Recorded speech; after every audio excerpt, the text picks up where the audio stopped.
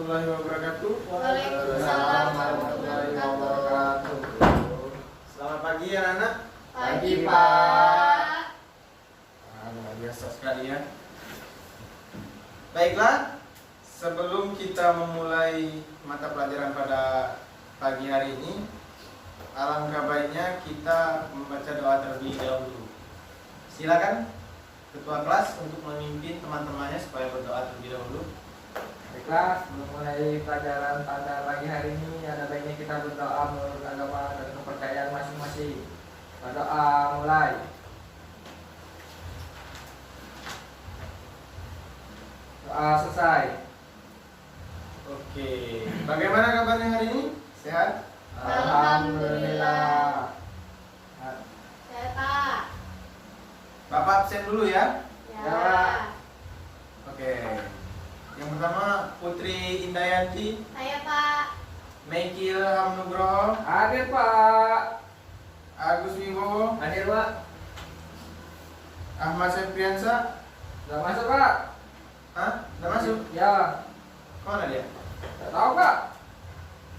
Kuncinya tadi izin, tapi tak tahu izin kemana, Pak. Tumben gak masuk. Ada suratnya nggak tahu? Tidak ada, Pak. Tadi orang tuanya Telepon tadi Pak. dari telepon. Apa kata orang tuanya? Katanya ini ada acara keluarga artinya. Tapi ya itu dari orang tuanya, Pak. Oke. Perlu sedikit kita Bapak tekankan ya untuk siswa sekalian, kalau nanti kalian mau izin atau apa-apa, tolong buat suratnya supaya guru atau wali kelas tahu. Baik, Pak. Baik Pak. Bicara soal belajar, tentu tujuan belajar adalah untuk menjadi sukses. Dan kita tahu bahwa tidak ada kesuksesan tanpa adanya kerja keras. Dan salah satu proses dari untuk sukses adalah dengan belajar dengan apa yang kita jalankan sekarang. Dengan kita belajar sama-sama, belajar dengan teman, belajar dengan guru, belajar di sekolah, dimanapun. Dan yang perlu kita tekankan lagi adalah setiap segala satu kesempatan adalah sesuatu hal yang berharga.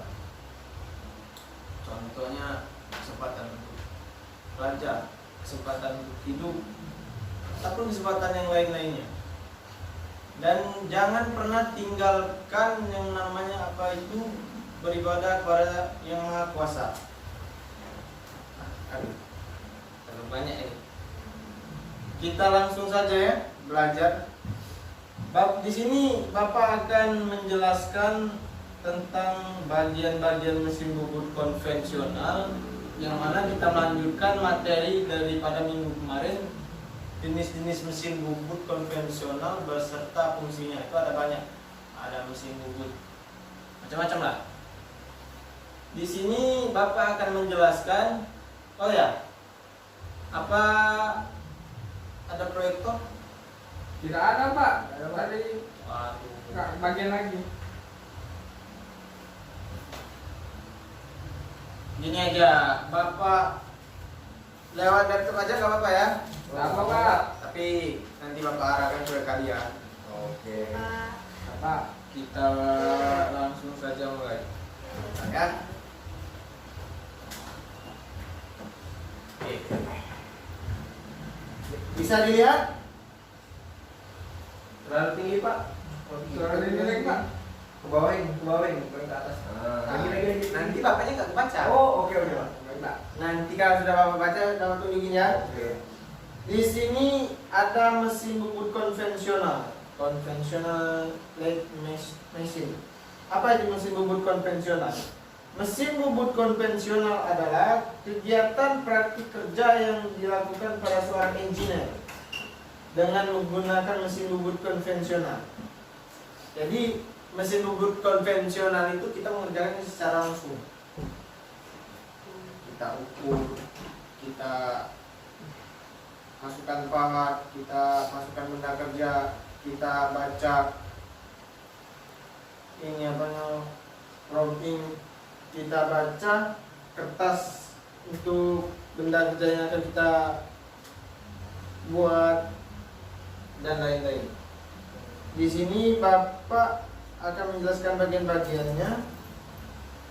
Oh ya, tidak lupa mesin bubut konvensional itu prinsip kerjanya sangat sederhana, di mana benda kerja yang berputar sedangkan pahat yang diam.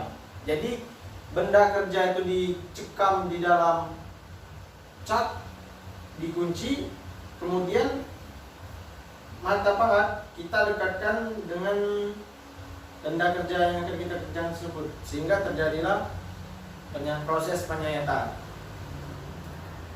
Di sini ada beberapa bagian-bagian mesin bubut yang akan Bapak jelaskan. Yang pertama adalah kepala tetap atau headstock. Pada bagian ini, di dalamnya terdiri beberapa komponen utama pada mesin bubut, di antaranya adalah yang pertama, spindle. Apa itu spindle? Spindle adalah tempat berputarnya material benda kerja.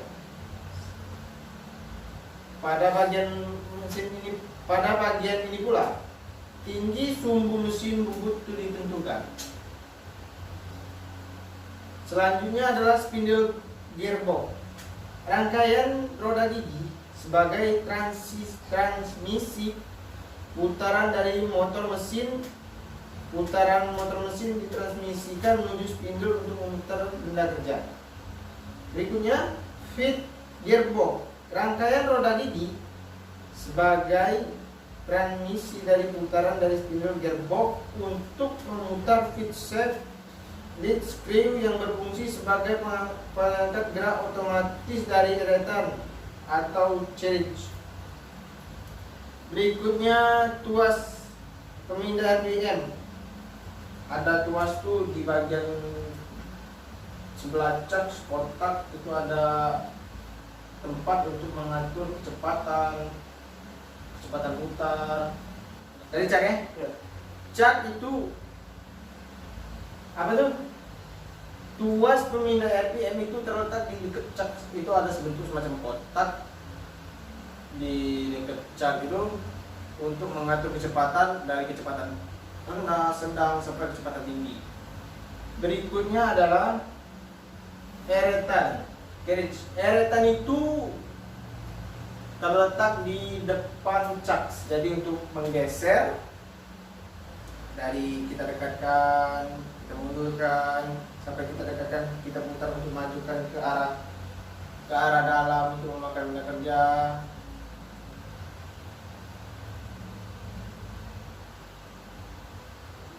Di sini eretan berfungsi sebagai tempat untuk melakukan pemakanan terhadap material benda kerja yang telah Bapak tadi barusan sampaikan.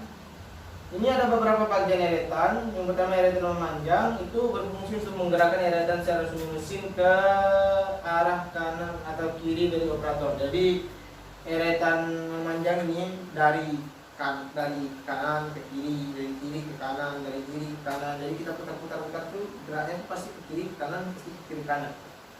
Yang kedua itu adalah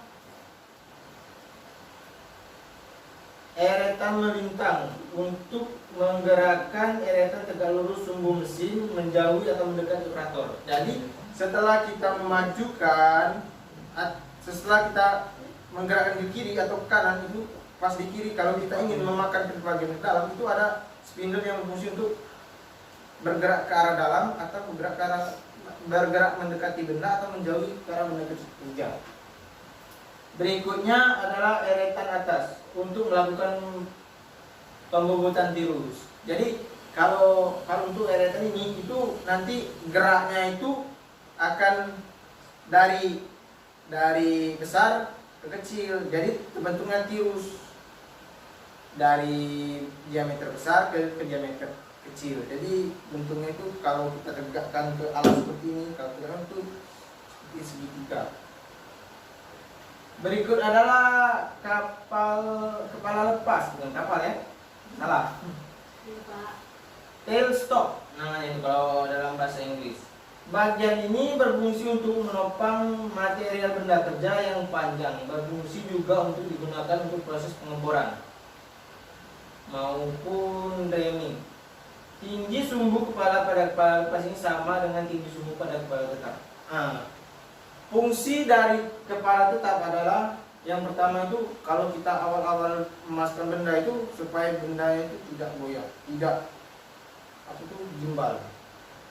Jadi kita tekan, itu kan kita majukan, terus kita kunci, itu kan nanti dia tetap nggak gimbal.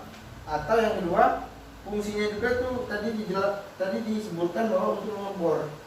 Pada saat benda kerja itu dicat berputar, kita pasangkan bor di kepala tetap itu bisa ngebor itu. Kita dengan gerakan maju terus mundur, maju mundur sampai kedalaman bor yang kita inginkan. Selanjutnya adalah alas mesin.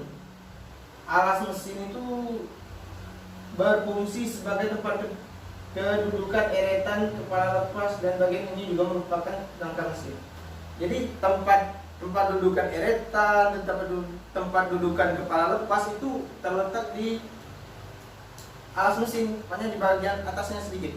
Jadi kalau alasnya itu selain tempat wadah untuk tatalnya itu juga tempat fungsi untuk tempat dudukan eretan dengan kepala lepas. Yang berikut adalah poros pemakanan atau feed safe. Poros ini berfungsi membantu dalam melakukan pembubutan memanjang ataupun melintang secara otomatis. Berikutnya poros kulit. Poros ini berfungsi untuk membantu dalam pembubutan kulit. Seperti gambar ini, sedikit Bapak lihatkan. Karena kita keterbatasan pada tidak adanya proyektor, jadi mungkin kelihatan dari ada siswa sekalian itu tidak jelas. Baiklah, itu saja pemaparan materi dari Bapak. Karena materi kita pada pertemuan kali ini hanya membahas ini saja.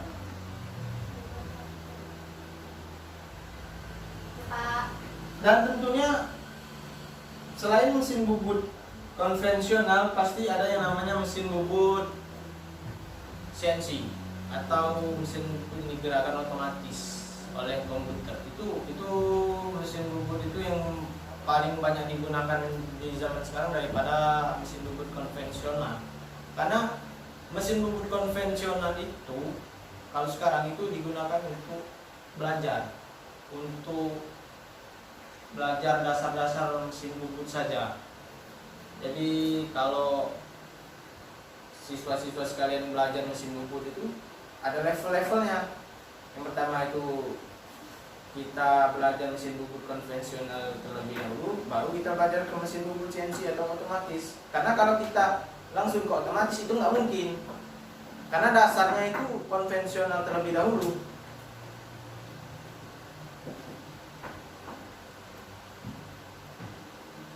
Kalau zaman sekarang mesin-mesin konvensional ini sudah jarang digunakan kecuali untuk keperluan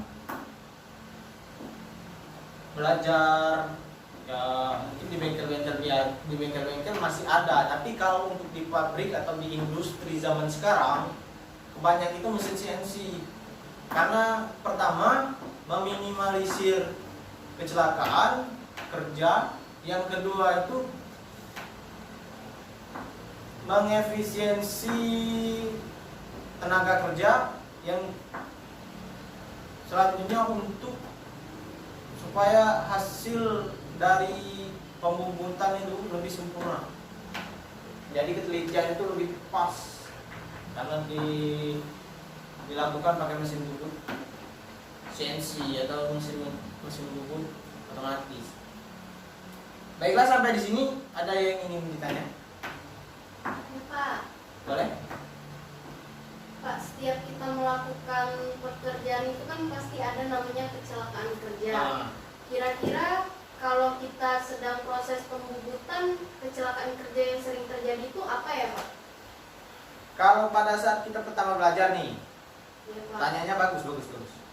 Kalau pesan kecelakaan kerja yang pertama kalau kita pada saat belajar itu biasanya tuh ya dari hal yang kecil-kecil itu kadang kita megang apa itu pahatnya itu luka kena tangan atau kejatuhan apa namanya itu kunci cat itu kan berat tuh jatuhan sampai di kaki tuh lumayan tuh.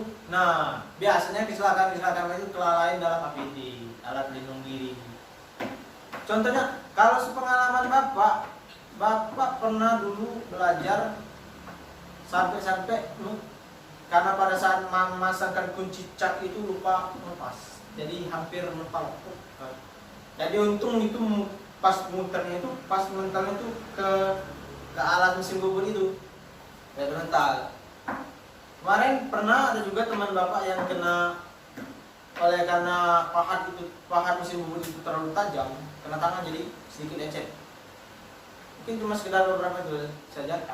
Dan solusinya itu adalah pertama itu kehati-hatian, dan pada saat menggunakan alat pelindung diri itu harus lengkap, harus pas, harus sesuai dengan standar operasional. Ada lagi yang ingin ditanyakan? Tidak tahu. Oke, kalau Saya mau bertanya Pak, boleh Pak? boleh. Itu kan pada mesin bubut itu kan pasti ada kelebihan dan kekurangannya, Ah. Nah, itu apa saja Pak? Dan juga biasanya kegagalan dari hasil itu kenapa Pak? Oke, konteksnya apa ini? Konvensional atau CNC? Konvensional, Pak. Konvensional ya, karena kalau CNC kan sangat jarang terjadi kan, Iya, karena iya. penelitiannya hampir mendekati ya katakanlah sempurna lah. Kalau untuk mesin konvensional itu kelebihannya sih ya tergantung orang yang menggerakkan mesin tersebut. Semakin teliti dan semakin konsentrasi orang yang mengerjakan itu maka semakin bagus. Dan kekurangannya kalau menurut bapak kekurangannya mungkin mesin konvensional itu lebih banyak memakan waktu. Yang kedua itu perlu orang yang betul-betul sudah memahami, sudah berpengalaman di bidang mesin bubut konvensional supaya bisa benda kerjanya itu sempurna sesuai dengan apa yang diinginkan. Itu saja. Ada yang lain? Pak, Boleh? dari tadi kita membahas benda kerja, Pak. Nah, benda kerjanya ini dari apa, Pak? Dari logam atau gimana, Pak? Boleh. Boleh. Benda Bagus kerja saja. yang masuk. Ya. Kalau benda kerja ini dari macam-macam. Ntar Bapak buka dulu file Bapak ya.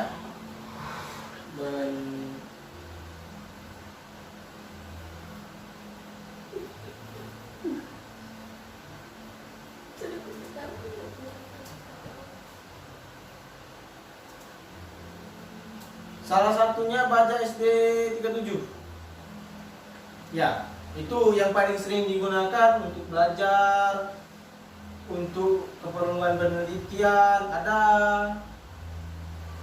dan masih banyak yang lain-lain lagi. Mungkin cuma satu itu dulu yang Bapak sebutkan, boleh? Apalagi? Baja ST37 kan berarti logam, Pak. Apakah benda-benda seperti kayu bisa juga, Pak, digunakan pada mesin bubur ini, Pak? Kalau kira-kira bisa nggak? Kalau kira-kira saja dulu. Sepertinya bisa, berartinya. Ya jelas bisa lah. Contoh saja kita pakai kayu jati. Kalau kayu jati itu kita besarnya segini lah katakanlah, kita jepit itu di cat itu bisa tuh.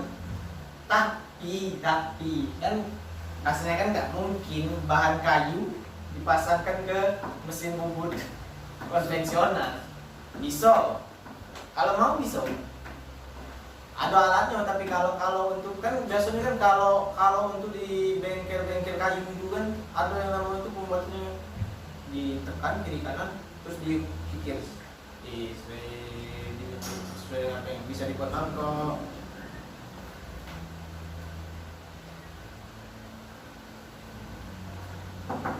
Ada lagi? Ada lagi yang ingin bertanya? Coba. Gini deh, coba kalian ulangi deh. Pak, boleh izin ke Misha? Boleh.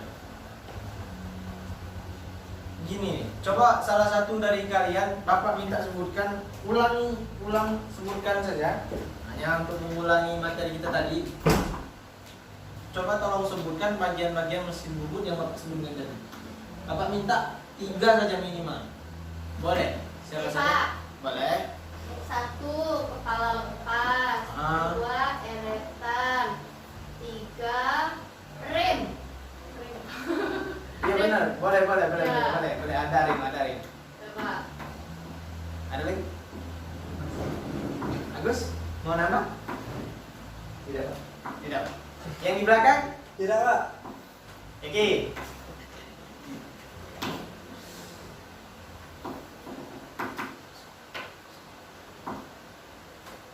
Nah, Baiklah, Bapak rasa penyampaian materi hari ini cukup sampai di sini saja. Tugas minggu depan silakan pelajari mesin press ya, yang konvensional, cari tahu bagian-bagiannya, fungsinya, dan juga mesin press yang CNC. Kesimpulannya pada pelajaran hari ini adalah kita semua bisa mengetahui apa itu bagian-bagian dari mesin bubut, fungsi-fungsi mesin bubut, dan dari pertanyaan adik-adik siswa sekalian itu mungkin tadi ada yang namanya kecelakaan kerja di mesin bubut atau yang lain-lain. Bapak rasa cukup sampai di sini, dan ingat jangan pernah berhenti untuk belajar. Baik, Pak. Karena belajar itu pasti sampai mati. Ya, Pak. Ya, Pak. Bapak akhiri, wassalamualaikum warahmatullahi wabarakatuh. Waalaikumsalam.